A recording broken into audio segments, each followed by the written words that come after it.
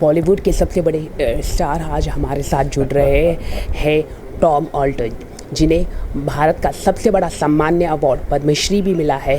Sir बहुत बहुत शुक्रिया हमारे साथ जुड़ने के लिए। सर सबसे पहले बात सर, आपको एक सिविल अवार्ड मिला, अभी अवार्ड भी दिया गया, उसके लिए आपके लिए बहुत शुभकामनाएं। बहुत बहुत धन्यवाद आपके विचारों के लिए और आपकी तारीफ़ के लिए। मैं उस तारीफ़ का हक़दार नहीं हूँ, लेकिन फिर भी धन्यवाद। और ये अवार्ड जो मुझे मिला है, ये मेरे लिए बहुत बड़ी बात है। एक तो अवार्ड की अपनी अहमियत है, और फिर इस अवार्ड के पीछे मैं जानता हूँ कि वैभव शर्मा का हाथ है, और उन्हें मैं बहुत मानता हूँ। और इस नाचीज़ को सम्मानित किया गया है, ये मेरे लिए फ़ख्र की बात है और गर्व की बात है। सर एक सवाल है जो बॉलीवुड के लिए है कि जब आपने अपना करियर स्टार्ट किया था 40 साल पहले, 43 इयर्स पहले, और आज क्या बदलाव है, ये बताइए सर। ये मुख्तसर बताना बहुत मुश्किल है, लेकिन जैसे अभी मैं वैभव जी से कह रहा था, हमारी फिल्म इंडस्ट्री, जिसे मैं बॉलीवुड नहीं कहता हूँ, वो मेरे लिए हिंदी फिल्म इंडस्ट्री है या बॉम्बे फिल्म इंडस्ट्री है, एक परिवार था। आपस में दुश्मनियाँ चलती थी, आपस में लोग जलते भी थे, लेकिन अंत में हम एक परिवार थे। और जब किसी एक आदमी की फिल्म हिट हो जाती थी तो पूरी इंडस्ट्री को बेहद खुशी होती थी। वो चीज़ गायब हो गई, और मैं चाहता हूँ कि किसी भी तरह से वो परिवार वाली बात हमारी इस फिल्म इंडस्ट्री में आ जाए वापस। सर देखा जाता है कि हर रोज़ कमर्शियलाइजेशन ऑफ वेमेन लगातार बढ़ता जा रहा है बॉलीवुड में, तो आप कैसे देखते हैं इसको? सर ये कोई नई बात नहीं है, ये तो बहुत पुरानी बात है। और बस मैं उन एक्ट्रेसेस से मैं सवाल करना चाहता हूँ, सवाल उठाना चाहता हूँ, जो इस तरह की डांसेस करती हैं, जो आइटम नंबर्स करती हैं, तो करते वक्त उन्हें इस बात का एहसास नहीं है कि एक औरत की तौहीन हो रही है। तो वो करती क्यों है, ये एक्ट्रेसेस इस तरह का काम करती क्यों है? और बाद में औरतें शिकायत उठाती हैं कि भाई हमारी हिंदी फिल्म इंडस्ट्री में औरतों, तो जब औरतों को तकलीफ़ है तो औरतें खुद इस तरह के रोल्स क्यों करती हैं?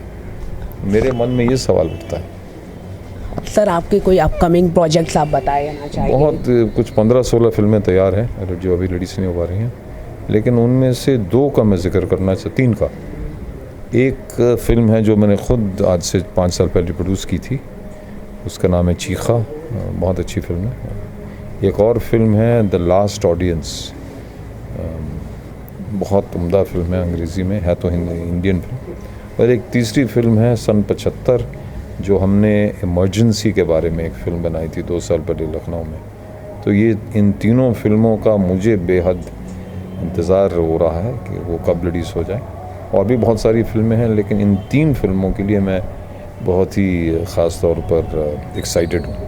सर आपने 2 एक एजुकेशन आइकन और एक छत्तीसगढ़ के प्रिंसिपल को आपने नवाजा गया, तो उसके बारे में सर कि जिस तरह से हमारे देश की जो पत्रकारिता है वो सिर्फ सीमित है मुंबई के बॉर्डर तक और दिल्ली के बॉर्डर तक, वो छत्तीसगढ़ तक नहीं जा पाते हैं या कश्मीर के मुद्दे पे नहीं जाती है, तो आप कैसे देखते हैं इस चीज़ को? वहाँ के नक्सलवाद के इशू को देखो, के जनरेशन जो है सर, नक्सलवाद क्या है वो भी उनको नहीं मालूम। हमने देखो ये जो इनका जो पूरा मूवमेंट है, कहाँ शुरू हुआ, कैसे बंगाल में एक इलाका है नक्सलबारी, वहाँ से शुरू हुआ। और जब शुरू हुआ था तो बिल्कुल अच्छे इरादे से शुरू हुआ था कि जो किसान लोग हैं, जो सताए हुए लोग हैं, दबाए गए जो लोग हैं, उनको अपनी ज़मीन मिल जाए, उनको अपना हक़ मिल जाए। इस मुराद से, इस मतलब से ये सब शुरू हुआ। अब कुछ और रंग उसमें आ गया, लेकिन सबसे पहले हमें ये समझना चाहिए कि ये है क्या चीज़। जहाँ तक जैन साहब की बात है, अभी आज ही मुझे पता चला कि छत्तीसगढ़ में ही वो एक आश्रम चलाते हैं जिसमें 100 से ज़्यादा बच्चे जिनके माँ बाप को नक्सल वालों ने मार डाला है, उन बच्चों को ये पाल रहे हैं, उनको शिक्षा दे रहे हैं, तालीम दे रहे हैं, ताकि ये नक्सल ना बने।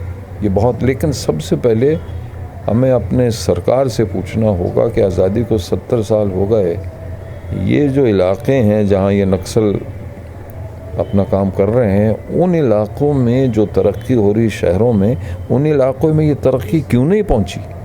70 साल के बाद अब हमारा ये हक़ बनता है कि हम ये सवाल उठाएं। और सत्यम जी जो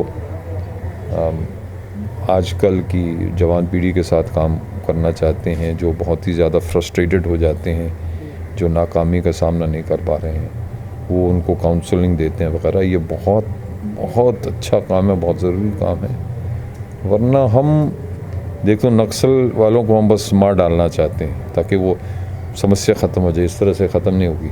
फिर हम इस पीढ़ी के बारे में कहते हैं कि सब ड्रग्स लेते हैं, सब दारू पीते हैं। इस विचार से कोई फ़ायदा नहीं होगा। हमें अगर ड्रग्स ले रहे हैं, दारू पी रहे हैं ज़्यादा, तो क्यों, हमें ये समझना चाहिए और फिर जाकर उस मुसीबत का हल निकालना चाहिए। सर आखिरी सवाल है, कल इंडिपेंडेंस डे है, 15 अगस्त है और आज 14 अगस्त पाकिस्तान में भी मनाया जा रहा है, तो क्या आप मैसेज देना चाहिए आप भारत के लोगों को? सब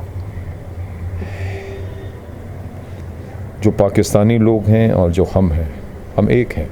अलग हम कभी थे नहीं, ना कभी होंगे। हाँ, हमारी सरकारें ज़रूर अलग हैं और हमारी सरकारों की वजह से हम आपस में लड़ रहे हैं। वरना जो पाकिस्तान में इस वक्त रह रहा है, जो आदमी अमृतसर में रह रहा है और जो आदमी लाहौर में रह रहा है, दोनों में कोई फ़र्क नहीं है। ज़बान वही है, खाना वही है, पहनने कपड़े जो पहनते वही हैं, पसंदें वही हैं, फिल्में वही देखते हैं, वही हंसी मजाक उड़ाते हैं, तो कोई फ़र्क नहीं है। और हमें जो आप लोगों की जो पीढ़ी है, इस पीढ़ी को समझना चाहिए कि 47 से पहले हम सब एक थे और आज भी एक हैं।